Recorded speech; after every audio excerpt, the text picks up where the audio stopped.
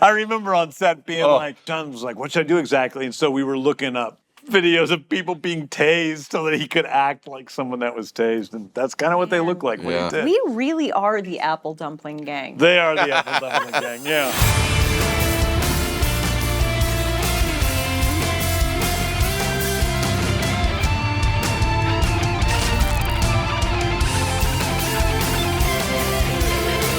Welcome, everyone, to Peacemaker, the official podcast with James Gunn. Yes, the name of our podcast is also Peacemaker, except for there is Peacemaker : the official podcast after the name.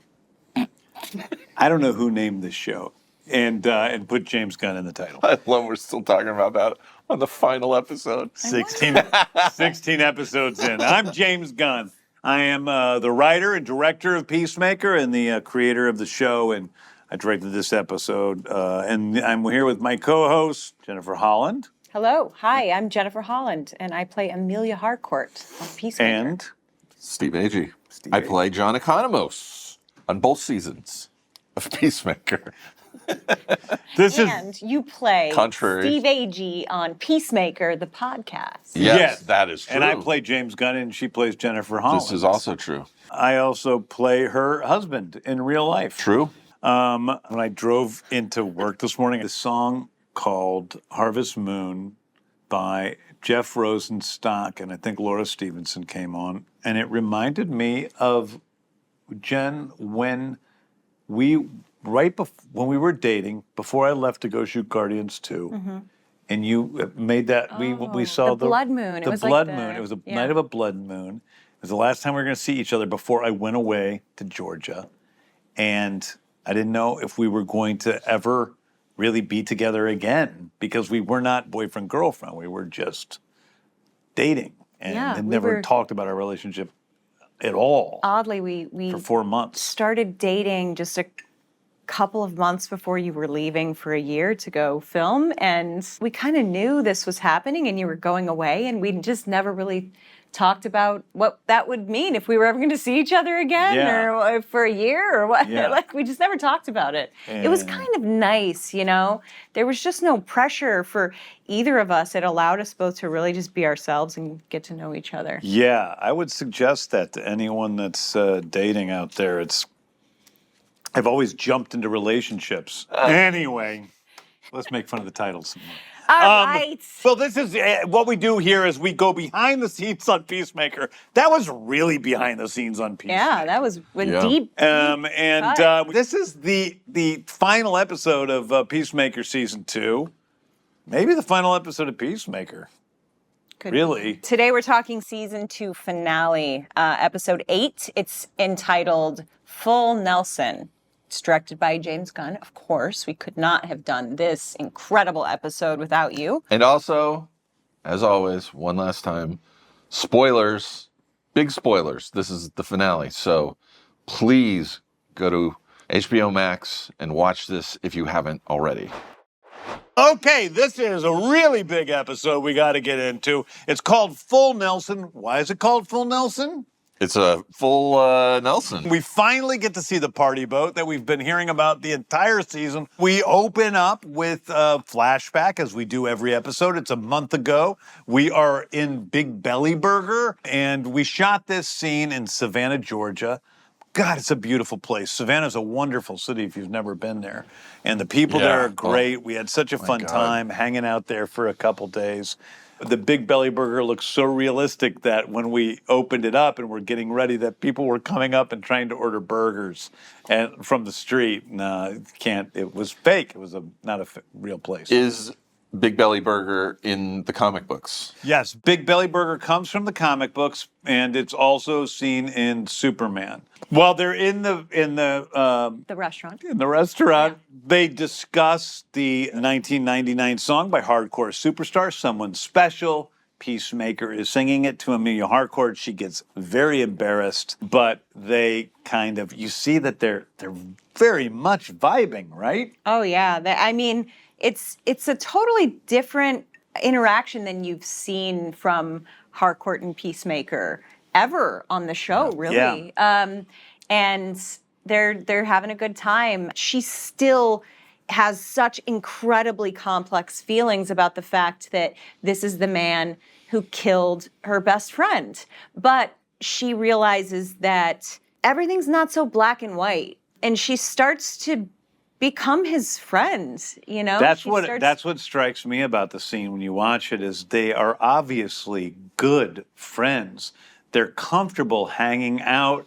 The conversation flows easily. She's drawing a little picture of him with her straw, a little box man, Yep. making fun of him. And he obviously likes her. He says it directly that you're someone special. She's cringe. Like, she just like, please don't call me someone special. I don't want the spotlight on me. I don't need this. I almost think that the events of this night cause her to just lose her mind a little bit because she can't deal with the ramifications of what is happening. I think that we see in this episode from these two flashbacks that we have in this episode that Harcourt and Peacemaker today that we've been seeing for the whole season is Harcourt post what happens on the party boat, who's a closed off Harcourt. Mm-hmm. And Harcourt, from the time we saw her at the end of season 1, when she holds Peacemaker's hand, until the party boat incident, was a Harcourt that was opening up more and more and more, becoming a little bit of a freer person, and then something kind of broke in her. Yeah, this night shifted her, I think, instantly. Yeah. We see them, she walks out onto the boardwalk. It's very romantic. She says, you know, is Vigilante in love with you? It's something that people ask me a lot online. And he says, no, he's just looking for an older brother, which I think we see a lot more this season, that he's looking for someone to like look up to. And he does it with John Economos when Peacemaker isn't around. And there's this really nice moment where you look out at the lights and you're like, God, you're right. And I didn't know I wanted to be here. And John smiles at you, and he's very Cary Grant in this moment. It was a pretty beautiful, aside from it being incredibly cold, it was a pretty beautiful night in general. Night, I mean, it felt a little magical. It was really nice. And then he sees something, and he's like, Harcourt, we have to go. Oh, come on. You're kidding me, really? No, please. No. Please, they're the most underrated ever. No! And we reveal that it's the band Nelson playing on the ship. Now, people who aren't my age may not know who Nelson is. No. But Nelson was actually very popular in the 80s. Mm-hmm. They were formed in 1986 in Santa Monica, California. They were actually the twin sons of Ricky Nelson, who was, matinee idol from the 50s and 60s, I suppose. Yeah. It was in Rio Bravo and other things. And they were a band that had a couple of hits and then sort of fell out of favor. But in fact, they went on. I mean, their early stuff was fine, the stuff that was the pop stuff. But for me, and being a fan of this genre of music, they went on and created a couple of masterful albums, like really wonderful albums that would fit into the melodic rock category that's sort of more popular in Europe than it is here today. But they're really a fantastic band, and we'll talk a little bit more about them in a second. So they go to see Nelson, go back to present day. It's a little flash forward from where we were last season. We're in the prison with Chris, and Chris doesn't want to see any of his friends who are all trying to see him. Because I'm the angel of fucking death. We saw at the end of episode 7 from this season that as his brother Keith was almost dying in his arms, just all the people that have died around him were flashing through his head. And he says, the problem isn't that world, the problem isn't this world, the problem is me. I'm the angel of death. And he's taken that on fully, and he's just cut himself off from everyone he cares about. We go into Argus. Harcourt has her job back. Economos still has his job, and they're kind of all working together with all these people that we've met throughout the season. You know, Titties and QP. And Cupid Doll and Flurry and Sasha Bordeaux. And they're exploring the QUC. And this is like a really, fun little bit of like this odd QUC that's existed forever, which is a surreal place, and then us treating this with our protective suits and everything else as if it was real. We have to get into these suits because we're hoping that we will find a door that is open and that we can go and investigate the world What it is. on the other side of the door. Yeah, we're looking for something specific. We don't know just yet what it is, but one of the worlds we go in at the beginning is a world that we call Candyland. I'm sure that's owned by someone. Milton Bradley or Milton something. Bradley, but like, we don't know what to call it, but it is a magical imp world. And we realized that there was I think this. you actually called it Candy World, maybe, or something Ooh, like that's that, good. because you knew In the script I called it something else, but Yeah. when we were talking about it on Yes, set, yes, we yes. called it Candyland. Yeah. And so they go into Candyland. This is a place that we actually heard in a throwaway conversation in episode 1 of this season, where Augie Smith is talking about the time that young Chris went to Imp World and tried to nab one of them giant peppermint sticks and bring it back. And he brought all these imps with him, which then were chasing him around the house. And Keith and Augie had to deal with by killing them. And you totally, when you meet these imps, you go, oh, maybe Augie wasn't embellishing. Maybe one of those little fuckers did jack off in his cereal. There's no doubt, because one tries to fuck Flurry's face through the mask. And suck. we see that they're little perverts, these little imps. And it's so, I love it. And that whole world was done by the great VFX company, Rodeo, who really, really came through for us and did some dynamite work on the visual effects. Those weren't real imps. And they weren't, no, they were not imps, and they weren't little tiny human beings in costumes. But those were giant edible candy cans. We did build a lot of those. have- We did have a lot of giant candy cans. Some of those things were practical. But we yeah. also had these squishy, jelly-filled, Oh, that's right. practical imps on set That we had to squish. That, like, when cool. she Yeah. rips that thing apart, Yeah. everything aside from the glitter that comes out wow. is just really me ripping I a never saw one. jelly-filled Yeah. imp apart. Also, the sound design, when you kill them, it's like a chime. Yeah, Oh yeah, my God. Yeah. It is so amazing. The glitter. Yeah, And glitter explosions. there's this sort of Bernard Herrmann score by Clint Mansell and Kevin Kiner playing, which is completely over the top. And it's such a mix. It reminds me really of the old Category 3 Hong Kong movies. I like if they had the budget or the ability to do CGI like this. And it's gory, and in all of this madness, we see the death of Cupid, of Klein. And Flurry, despite all of the shit that he's been giving this character, is completely stricken with grief, as is Harcourt. And Harcourt, I think, is in this moment just going, what the fuck are they sending us into? What are we doing?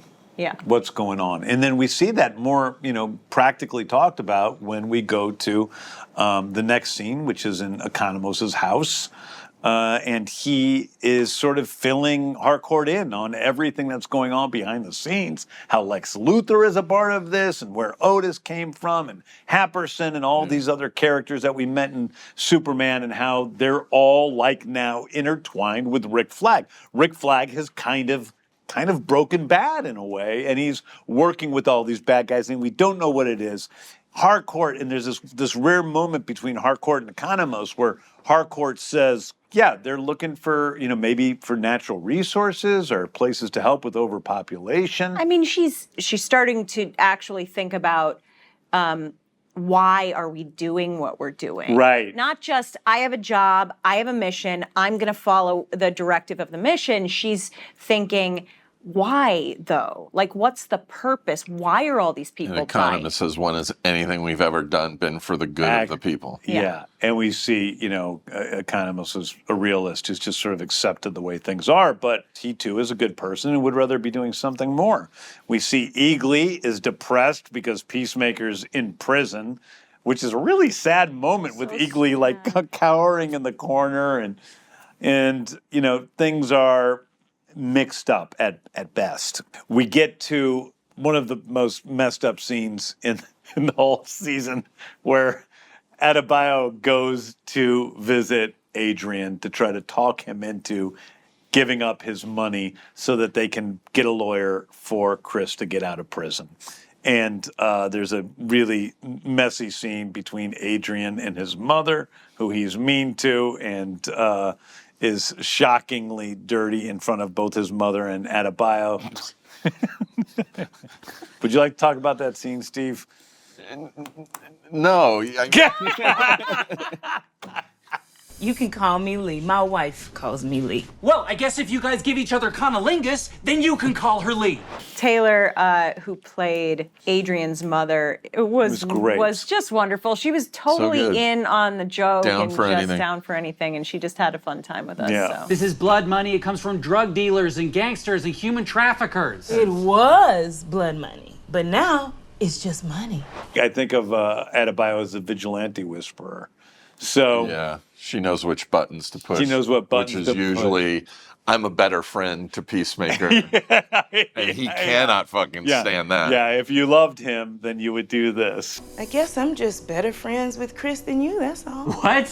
She kind of manipulates him in the same way that she does in season 1 when she manipulates him to go in and try to kill Peacemaker's father. I'm willing to possibly take on a blood curse to help Chris, and you're just not. So Chris gets bailed out of prison, and then we have one of our biggest montages, probably the biggest, most expensive montage we've ever had, to the wonderful Steel Panther song, Fucking My Heart in the Ass. You love that song, right, Jen?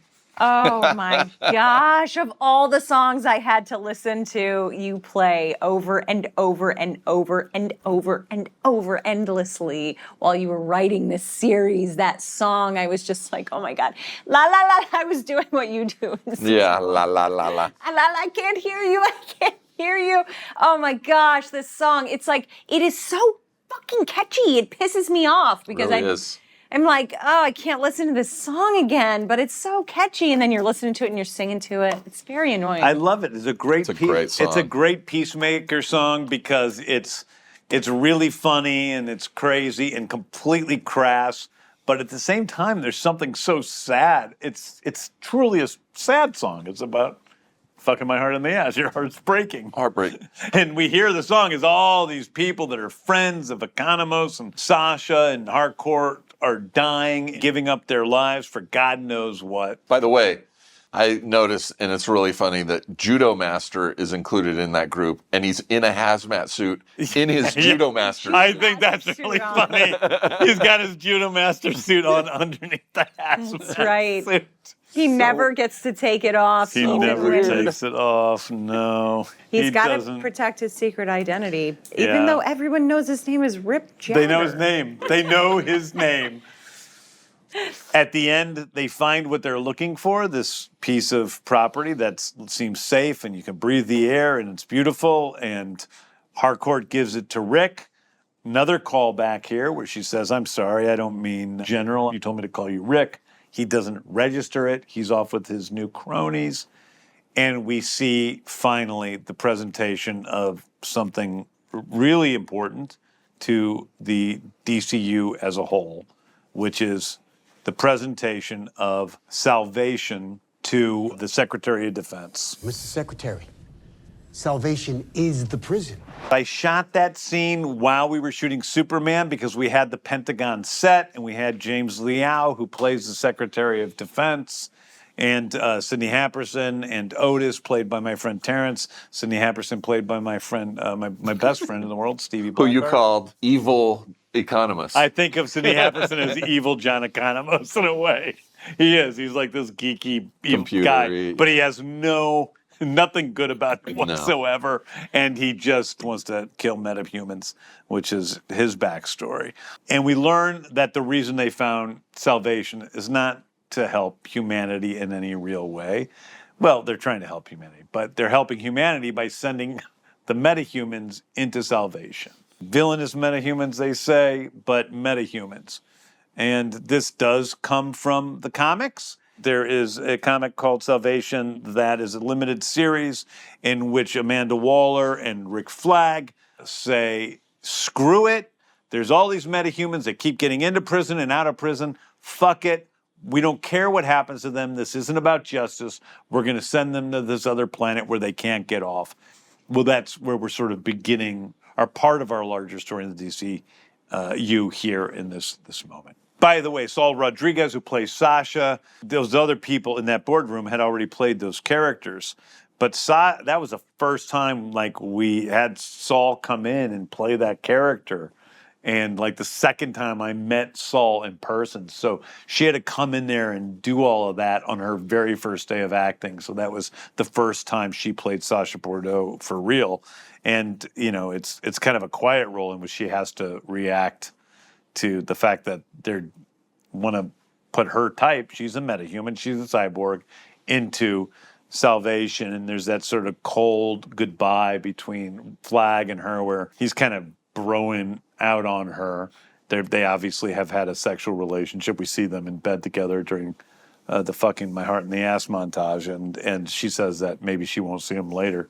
And I think we understand at some level that's the end of their relationship. The first time I saw this episode, I was really struck by the image of the first time we see Salvation and the last time we see Salvation. From the perspective of Harcourt, it just killed me because she was, I think, joyous when she walked onto that planet. She was like, finally everyone can stop dying. And then the next time we see is at the end of the episode. Yeah.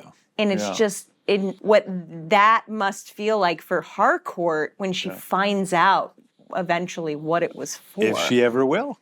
I think, you know, she must know now. Whether or not we will ever see her find out, she must find out at some point. Oh, I don't think she knows right now. No, she doesn't know where. Well, we'll talk about that later. But anyway, Harcourt comes home from another fight, apparently, where she's getting more medical stuff for her the wounds on her face, and she's called back to Big Belly Burger, and she's looking up at it as if it's this iconic, larger-than-life place, because it is in her memory. I think the iconography of it is, like, intense. She goes inside. She sits down with Sasha. There's an Alice Cooper song playing on the radio, I'll point out, one of my favorite artists. And Sasha tells Harcourt the truth, to which Harcourt's first reaction is... She's like, okay, whatever. We didn't know. It's not our fault. And then Sasha's losing it. She's broken up about this. And Harcourt's reaction to that is... As tough as she is, you know, she's a very empathetic person, and she sees how much Sasha's struggling. And she says... This is the job. The job is what gives our lives meaning. I know we're similar in that way. As much as she butts heads with Sasha throughout this series, I think it's because of how similar they are in some ways, you know? But Sasha's set like, I can't do this. Yeah. And that gives Harcourt an idea, which is, I have a friend who might have some similar ideas to you. And so we go back to the apartment. Dee Snider's absolutely amazing rendition of We're Not Gonna Take It off his solo album starts playing. You know, and not at all I like tons of Twisted Sister songs. Not my favorite Twisted Sister song, but after that, it's like, wow, I see why it's what it is. It's like Dee's voice is so beautiful. I actually talked to him about it. I'm not supposed to, but when it was playing, I recorded it on the monitor. And I sent it to Dee because I've known, I don't know Dee well, but I've known him for a long time through, you know, like the horror movie while scene. we were filming and while we were filming, I sent playing it to him. over what you were shooting. Yeah, on I said we're set? shooting this. You sent that? Yeah, Wow. I sent that to Dee. I trust him. And then he said, yeah, he was like, oh my God, that's amazing. And he's like, I think they just sat down and did that song in like one take. Wow. Boy, the guy's voice is amazing. That's amazing. And we have this really beautiful moment where it's Adebayo meets Sasha Bordeaux, meets Harcourt, and something's brewing. There's the seeds of something there. Adebayo is obviously passionately explaining her ideas to Sasha. Mm-hmm. Harcourt goes into the bathroom. She's washing her hands, and, you know, by the way, I think she peed with the door open because the door was open. Women do this all the time. It's not weird. Okay. Women don't. Come on. I mean, right? You've peed in front of your friends before. It's not that weird. Cool. Okay. So yeah, she goes to the mirror and she sees something in there and she pulls it out, and it's the fucking boat ticket. And now we get what we've been waiting for. And we see the full party boat sequence, which is something we worked really hard on. We have been calling back to the whole season. Yeah. We want to hear about this boat. What's going on with the boat? What happened on the boat? What happened on the boat? finally get to Nothing. see Nothing what happened on the boat. Nothing. Will something happen?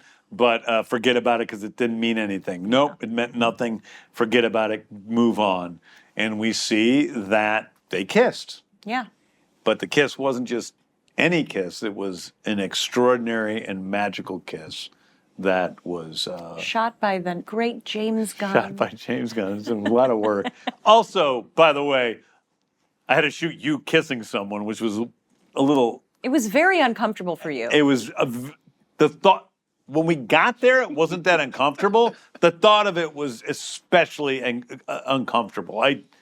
I didn't want someone else to shoot it because I knew what the kiss should be like. Like, I can't explain it. Like, I think of Harcourt and Peacemaker together, and it's very romantic. I think of you kissing John Cena, and I'm like, oh my God. Like, there's few people I'd rather have you kiss because John is like somebody I trust completely and isn't exactly the type Yeah, of. but I mean, there's very few actors I've ever worked with who think of kissing someone on set as an actual romantic experience. It's very weird. There's so many people around you. It's just as weird as this, only it's like you're making out with someone that you don't really know that well in front of everyone. You've kissed and people on cameras. camera before. Once. I've kissed people on camera before. What was your experience like? It was from the show Children's Hospital, very funny comedy, and I was at the Beverly Center. I was at the soup plantation with a friend, and I get a text going, hey, we had an actor drop out. Can you come shoot something with us? Can you be here in 20 minutes into the Valiant? God. And I was like, yeah, sure. They didn't tell me what it was. I get there, I'm in hair and makeup. They bring me the sides, and the first thing it says is, you know, my character is making out with the head of surgery's daughter. And I was immediately went into panic because I'd never had, I do comedy stuff. I never have to kiss anybody. Right. And I was terrified. And I was like, who's the actor? It's Lizzie Kaplan, who I already knew. I knew her through friends. Yeah. Not super great, but we were friendly.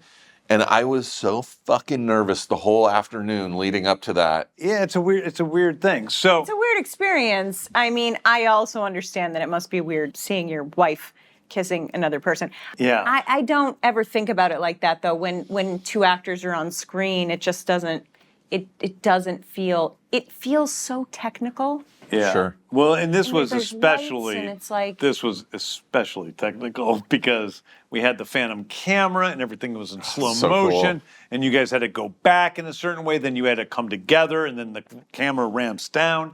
Ramps down means it goes faster, Back to and so it's. And you literally just have to do it over and over. And we had to do it over and over. again. And then you're standing on the lazy Susan as we're curling around you. And it wasn't only that I had to direct you kissing a man, it was that I had to kiss you directing a man in Yeah, front you of had to direct me kissing. what? You said I had to kiss you directing a man. I wish. I had to direct you kissing a man in front of like 200, 300 extras more that were, a lot of whom were fans. And so it was just, the whole thing was kind of weird before it happened. I literally, I was uncomfortable about it, admittedly. I was like, I don't want to do this. Like, I think but, we're getting that right now. But then once we were doing it, I didn't give a shit. Like, I was totally fine. You did. You instantly I was let it looking go. at the kiss as like, I'm fucking loving it because it's like these beautiful shots. I mean, some of our best shots ever Shots from really the cool. series are in that sequence. By the way, I'm sure it wasn't great for John either. His wife Shay is Yeah, like she was there. down on the Shay was sitting next beside me. level of. Oh, she was. Shay was there with me the watching whole it, time yeah. watching it. So yeah, Shay was hanging out with me while I was directing, and because it was warmer up there, and so she was watching the monitor. Next to That me. boat was cold. It was guys. cold. It was cold. And Nelson were fucking great. And Foxy Shazam, who appear later in the episode, were watching Nelson. Nelson watched Foxy Shazam. The guys from Foxy were watching Nelson, and they go, "This is a really good song. Yeah, it's a really good song. Really good song." The whole album's great, guys. The couple of Nelson albums around that time period were so good. incredibly well written, well constructed, pop melodic rock. But yeah, it's a beautiful moment between the two of them. And I think it's almost like the eagle hug, in season 1. It's like magic, And I think that's really what has fucked up Harcourt and scared her off. And there's that great, Liechtenstein, shot of you walking away, just fucked up from him and then him alone in the crowd. She has gone from a person who wants to murder this guy because he murdered her best friend to doing what I think she promised herself she wouldn't do, which is allowing his charm to break down her walls. She was trying to keep those walls up for so long, and she failed. And I think that it doesn't really hit her until this moment, and she realizes what she's done. Yeah. What she's allowed in, Yeah. And it's just way too much, too fast, too soon. You and Economos have lost access to tracking Peacemaker. Anything related to I'm not even sure the team knows about the tracking chip in Peacemaker, but you do. And you turn to Bordeaux and say, do you have access to Peacemaker? We go to Adebayo meeting with Kia. And wow, this is an amazing scene between Daniel Brooks and Elizabeth Faith Ludlow, who is Kia. Both of them just magnificent performances in a scene that's 100% straight. Straight between two gay people. But it's 100% no jokes, not a comedy whatsoever. And I'm really proud of it. I mean, they were the conversation to me is so real because you fall in love with someone and that's great. And it's great to feel love and be excited and have those feelings. But what really, to me at least, matters in a relationship is you make the other person better and the other person makes you better, and that you bring out the light in each other and make someone better. And I think Danielle's character, Adebayo, is coming to the realization that they want different things in life. And for her to make it to the next stage of her evolution as a human being, that means she can't stay in this relationship. And for Kia to do the same means that she can't stay in this relationship. Right. And I think she says this very distinctly, and you realize Kia knows the same thing, but it doesn't make them love each other any less. It tears me apart to my bones, and I will love you for the rest of my days, Key, but I know we ain't for each other. There are sometimes problems in a relationship that can't really be overcome. Danielle's character, Adebayo, can't open up a pet store because it would mean that she can't be the super spy she was meant to be. Each of them, if each of them stayed in the relationship, it would be denying the truth of what they want in their life. It would mean denying that on either end of the spectrum. So I think that's what's difficult about it. And one thing I want to say about Elizabeth's performance, for me as an audience member, is she does something that, it's such a real human thing that real human beings do, and a lot of actors don't do, including myself in a lot of things that I've done, early in my career, where she tries not to cry, which is what humans actually do. Like, tears start to come and you try really hard to compose yourself and you try, but it just keeps coming anyway. And it's just really beautiful what she does. Yeah. It's so present. Kudos to her if she's listening. It's really special. She just does such a great job with the little that she has. And she's so in her own little corner. Like, we've never seen the other 11th Street kids interact with Kia. We don't even know if they have met her before. Mm-hmm. I think it's probably likely that Peacemaker's met her, but, I don't know about anyone else. So, because she calls him a lunkhead in the first episode of the season. Mm-hmm. So many thanks to Elizabeth for just being a great partner for 2 seasons. Thank you. We go to Bordeaux and Harcourt and Economos. One of my favorite scenes. And one of my favorite scenes. Now, we talk a lot about improv on this show, and the truth is there isn't actually that much improv on the show. No. But this scene was totally improv, and mostly by Steve. A few little things with me in there, but mostly by Steve. Economos' only job is to distract Sidney Happerson while Bordeaux and Harcourt find the location of Peacemaker.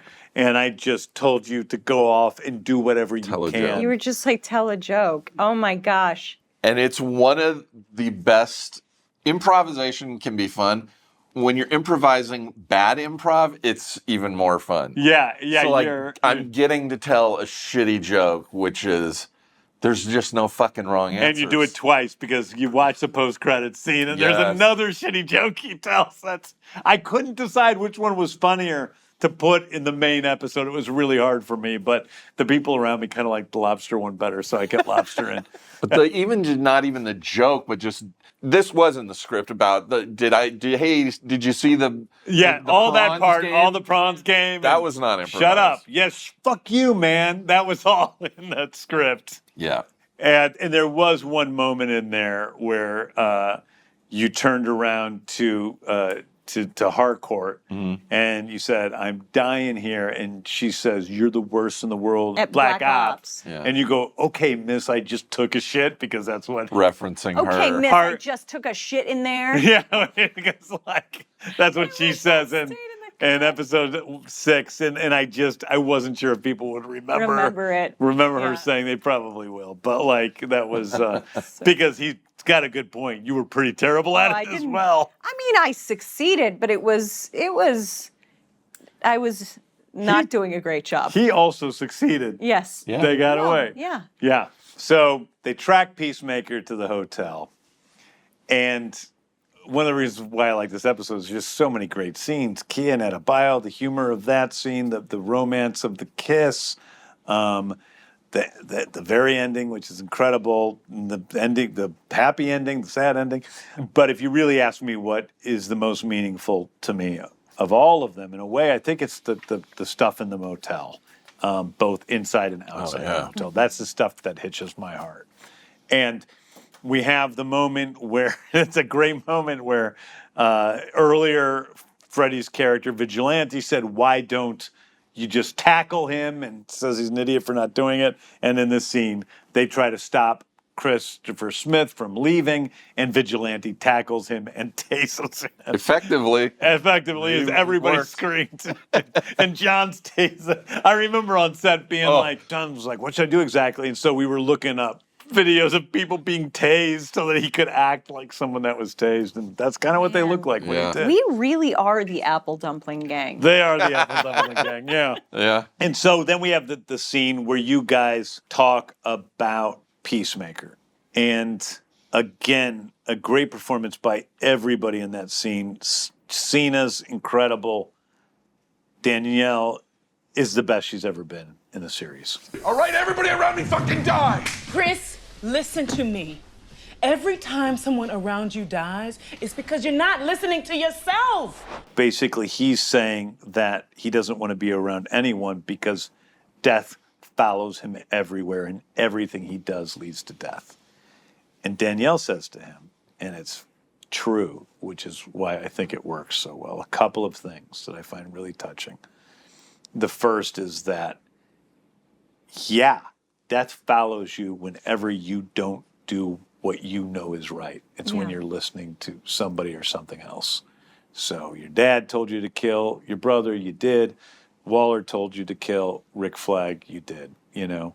But when you are yourself, it's beautiful and magical. When you play the piano, when you get a hug from an eagle, when you're holding Harcourt's hand in the hospital room, when you're yourself, when you're who you truly are, it's beautiful. And for me, the Adebayo Peacemaker relationship is so important because he brings magic to her life and she brings vulnerability and rawness and truth to his. And the combination of those two things makes them both spectacular people. But then she says the thing to me that I find the most touching. And I'm crying. The thing I find the most touching in the episode is when she looks at him and she says, "You're big and you're dumb and you're stupid, but when I'm around you, I know you love me. And you might be the only person in the world that I can say that about." And I'm crying because it's touching and the way she performs it is touching. I'm also crying because that's my dad. And that was the way I felt about him. And that's probably Peacemaker. Goof. You know, this buffoonish, imperfect guy who's just so generous and so full of love. And I knew my dad loved me, and I'm not sure I was able to say that about anybody else in this world until Jen and, you know, recent history. And that to me is the most touching thing probably ever on the show.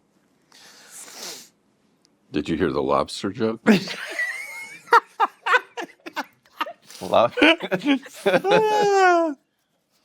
Yeah, Totally Masha, you know, improvised. it's really beautiful. You know, you do pull aspects of characters that you write from people in your life, and there was this beautiful, very Peacemaker-like thing about your dad. Yeah, For You know? sure. yeah, yeah. You knew him too, Steve. Absolutely. You knew my dad. And then we get into, you know, then we get into kind of fuck everyone else. Like we get to where I think we've been building the whole time for the 11th Street Kids. Like this has been their story the whole time. And Harcourt says, fuck all these people. We're going to do something good in the world. We're going to change the world. We're done listening to everyone else. Peacemaker is invited to join. He does. They walk out. Everybody goes away. Peacemaker follows Harcourt outside. He says again, after all this, what about the boat? Which he keeps bringing up. How do you feel about what happened on the boat? And she's like, oh my God, the boat again. And it's kind of now or never for Harcourt. It is. You know, This is going to be the This last is time the he's going to ask moment. about the boat. You know that. and I think she actually considers it for a second. She considers going, we're not talking about the boat and leaving, but instead she turns back around and she says, He says, did it mean? He says, I'm not asking you to commit to me. I'm not asking you to be my girlfriend. I'm not asking for anything from you. I just want to know if it meant anything to you. yeah. And she says, of course it did, you fucking asshole. She has to put that in there. Yeah. Like she can't just say it. She's gotta put her little, you know, I'm not totally being sentimental here, spin on it that she does. She says, of course it did, you fucking asshole. It meant everything. It's really a nice moment. And it's so sad to me when I read that. I was like, ooh, someone's maybe gonna die. Because this is a moment that we don't normally get to between these two characters until something's going to change in the you know. Yeah. And then there's that great... James not going to end a show on just I was like- the biggest happy moment in the world. Well, I'll tell you something interesting. So, and I'll tell you that in a minute. But there's that great shot of you so vulnerable before you walk away that I really love. And then we go to the happiest montage I've ever shot in my entire life, which is the gang taking all of Vigilante's money and putting it into some new endeavor as Foxy Shazam is on the party boat today, now, and we see them forming Checkmate. Now, anybody who's read the comics knows that Checkmate is an entity in the comics. That's where Sacha Bordeaux is most famously a member of. And now we know in the DCU, the 11th Street Kids are Checkmate, basically. Only with a couple of extra members now of people who we've seen change. And that's Sacha Bordeaux, Langston Fleury, Tim Meadows' character, and Judo Master, who's joined them and after bonding with Adebayo on Earth 2. And we see Checkmate making the world better, and we look up and we see Eagly, who last we saw hiding in a corner, flying happily around the sky. Okay, the first draft ended there. What? Wow. Wild. The first draft ended there. and Wow. I gave it to Peter Safran, and I said, I had another thing I wrote that I put on the ending, and he's like, what? And we knew salvation was a part of our future. I didn't know I was going to put it here. We knew it was a part of the DCU plan. And I told him what it was, and he goes, oh, you got to put that in there. Yeah. Oh, the other thing that we reveal is that Peacemaker and Harcourt are truly together. And I'll tell you the other thing we reveal. The other thing we reveal is Foxy Shazam, and that song is not a Chris Smith song. That's an Emilia Harcourt song. She is a She's the one that huge knows. Foxy Shazam fan. She's a Foxy Shazam Singing fan. along, every word. Also a great moment between you and Eagly. Yeah. I get a half hug. By the way, I also felt like I needed to have that moment because of what's about to happen. Because I need people to know that Eagly has a home. Good hands. And somebody else that he's starting to love a little bit. Sure. Besides just Chris. Anyway, we have this last little moment where Peacemaker is abducted wearing his Foxy Shazam t-shirt of all things. Yep. And taken and thrown onto this new world of salvation, which they've now figured out a way to have it lead directly from the warehouse to the other dimension. They throw him out there saying that he volunteered for this, even though he's not a metahuman. And Rick Flag Sr. gets his ultimate revenge, telling him this is for Ricky, you piece of shit. He walks around, his reckoning by the cruel intentions starts to play. And although the planet is supposed to be a safe haven, even though they're putting prisoners there, we realize this is not the case because we hear some hellish squeals from some sort of beasts all around Peacemaker. Yeah. And the season. And they close the portal. And the season ends as they shut him in there. Ooh, that's rough. And now, Peace Thoughts. When I read the script, I was like, this is it, ? So hopefully it means somehow some of the band is getting back together because I love making this show. Now, let's get into it. Let's get in it. Let's get in there. Let's get up in there. Let's do it. Do you want to do it? We're now consensual. Let's do it. This guy has been searching through this journey for love, acceptance, honesty, everything that the human condition wants. And he's had to go to another universe to try to connect with these people who he thinks will give it to him. And all along, the people he connects and loves with most are the ones who be like, yo, you're our guy. We're not letting it go. You're one of us. You can choose your family, and you can choose those you love. And that's a strong moment for everyone to be like, do you want to sit back and waste away? Or do you have the power to forgive and move onward? And if you do, let's fucking do something good, man. You want to be a hero? Okay, it's going to be hard work, but let's go. We're gonna do something, Chris. For us. And for the world. You assemble the new checkmate squad. We've seen what everyone's capable of now, and now you have this team that looks very formidable and is going to be like another branch of this universe. And then the hammer gets put down. The fuck is this, Flag? The final moment in this 8-episode block of this 2-season thing is just a grain of sand on the beach. This shows the storytelling of James Gunn. And I want to know what's next. I want to see, even if it doesn't involve me. Apparently, I'm stuck in a Foxy Shazam t-shirt, and the next time you see me, I should have hair down to here and a huge full beard. I would love to have a perfectly manicured stash, to somehow use like maybe a saber-toothed tooth to like shave my face. And the bones of a predator, maybe I whittle them down just to shave my face, not to kill prey. That'd be a good idea. I hope y'all enjoy season 2. Honestly, we had a ton of fun. I think you can tell by how people are riffing on the podcast how much fun we had. Man, if you don't watch it, we don't get to do it. So watch, enjoy, tell a friend, to tell a friend, to tell a friend. This has been Cena's Peace Thoughts. Back to you, James, Jen, and Steve. We now return to our regularly scheduled program. Every song is so good. We talked about We're Not Gonna Take It, the acoustic version. Talked a little bit about Reckoning by Cruel Intentions. Might be a 3-way tie. I don't know. Between what? Nelson, Nelson. Dee Snider. Yeah. I would do like we did season 1, full circle with the What credit about- scene. For me, it's Foxy. Reckoning. I mean, there's no question. That song is so good. Reckoning? Yeah. No way.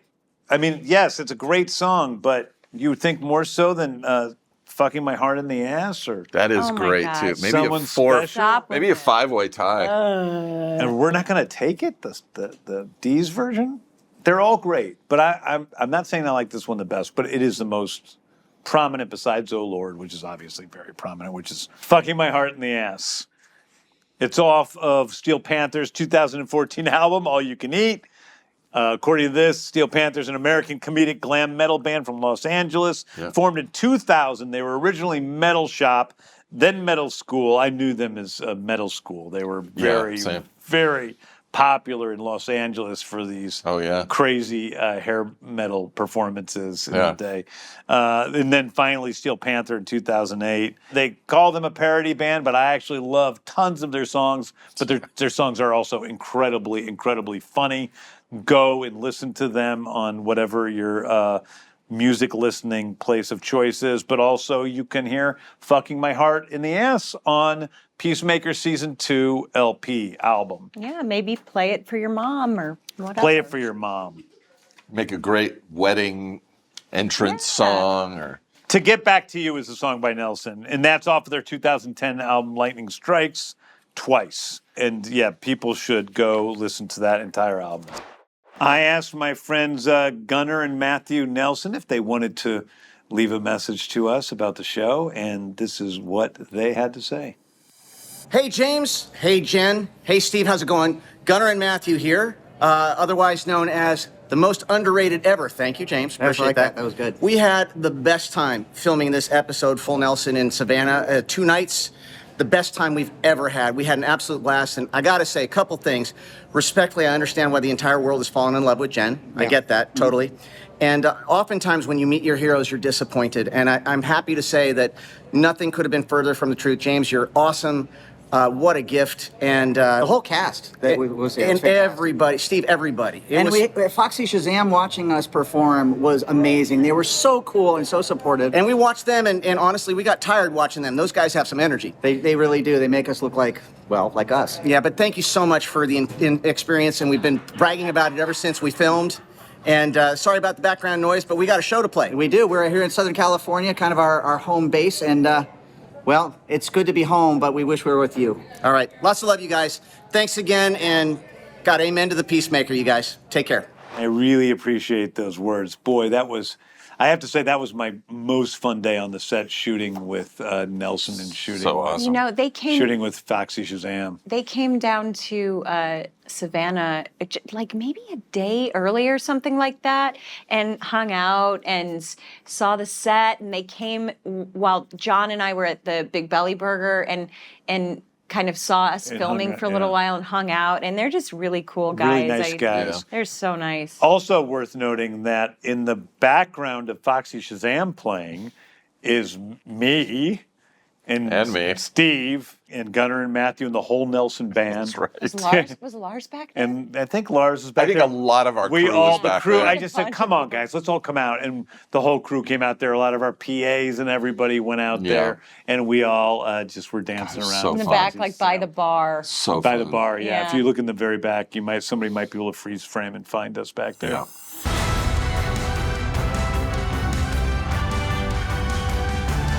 Eagly Airmail.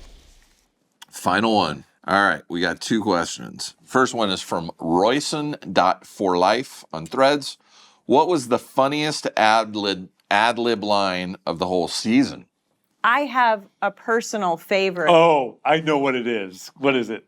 It's She it's haunts. she haunts. She haunts. She haunts. She haunts, yeah. She haunts is Oh, yeah, that's great. funny. And that was probably the hardest I was laughing this season, is when you were talking to David Denman in episode 6. He says, it's so weird that he would give that snow globe to you because our mother gave that to him. And I say, I love your mom. She's great. And he says, she died when we were, kids or something like that. And I'm like, oh, fuck me. Yeah, well, no, we talked to her, from the grave. Yeah, and then David's reading she's a from ghost. the afterlife. And And you're like, I'm like, yeah. And I'm just in Harcourt's like, she's gotta commit now. And she's like, yeah, she's a ghost. She haunts. She haunts. She haunts. Okay. And finally, from Humakoa on Threads, this is for James. Which action set piece changed the most and why, whether due to budget, time constraints, etc.? Action set pieces don't really change that much once Yeah, once I write it, I'm pretty hardcore that we need to kind of fit it into that, bit. Now, were some of the action sequences by other directors more like I envisioned them than other ones? I mean, Greg's stuff was very similar to what I imagined the sequence in the DMV was, for instance. Eagly fight. Really much like it was written, and I had also gone over all of the stuff there, the Eagly fight. I'd gone over all the stuff, and it was definitely Hank, the stunt coordinator, had a big say in that, Dave and Hank. Kupperberg Park was a really hard sequence to cut together, so that's the one that I guess kind of changed the most. Yeah. Yeah. Yeah. Well, as we bring this final episode to a close, the most fun thing for me about this was just getting to reminisce about these really amazing times in my life. If I could just make this show with you guys, I'm gonna get sad. For the rest of my life, I'd be so happy doing that. Ditto. I just love Not to put this any whole pressure team. on you, James. I love doing it. I love doing it with the two of you, and it's been really fun. And I love talking. I legitimately love talking about this show. I could not talk about anything else like this. Nothing. But I love the show so much. I love the people on the show, and I love that the fans have such a depth of stuff to get into with this show. So much to learn. So if you've only listened to this episode, go back and listen to the other episodes. There's so much interesting stuff here. And I love being able to sit with you guys, the fans who are listening or who are watching, and be able to talk about how these scenes are working in our heads and what we're seeing and how we're experiencing them and what we think of them, and share that with you guys. And then also you guys share with us, and feel free to share with us on, social networking and so forth. So thank you to the fans for watching and joining us on this journey, both watching the show and listening to this podcast. Thank you to each of you for doing this for me. Of course. I appreciate it. We're doing this out of the love of our hearts for the show.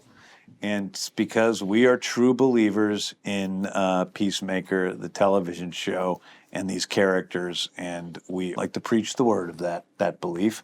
And so thank you so much for joining us. And thank you so much for watching the show and just making it the success that it is. And that's it. Peacemaker will be back as this TV show. We'll see exactly what form. We have plans, but you'll see all these characters in the future of the DCU in not too long. Peace out. Peace out. This was an OBB sound production for HBO Max and DC Studios, hosted by James Gunn, with co-host Jennifer Holland and me, Steve Agee. Executive producers for DC Studios are Phil Sopanides and Gary Barbosa. Executive producer for HBO Max is Becky Rowe. Executive producers for OBB are Michael D. Ratner, Scott Ratner, and Toby Lawless. Special thanks to, from DC, Mike Pilata and Victor Diaz. And from HBO Max Design, Tom Haskard, Martha Duarte Diaz, Ryan Cronin, Brett Krause, and John Northway. Producer, Toby Lawless. Producer for HBO Max is Aaron Kelly. Research producer, Jesse Holland. Associate producer, Tessa Bartholomew. Associate producer, Chris Stitt. Production manager, Kevin Lynn. Studio coordinator, Elijah Matias. Director of photography, Chris Piper. First assistant camera and camera operator, AJ Knight. Gaffer, Arthur Garcia. Key grip, Jake Reeder. Sound mixer, Josh Falcon. Sound mixer, Darren Bowling. Post-production supervisor, Mariana Cristostomo. Lead editor, Jesse Holland. Editor, Louis Sinibaldi. Assistant Editor, Mark Alcacid. Hair and makeup artist, Kendall Shannon. Director of Creative Development and Social Strategy, Lenore Castro. Senior Coordinator, Creative Development and Social Strategy, Sharif Bakari. Production Assistant, Antonio Cavallo. And now let's all get the fuck out of here.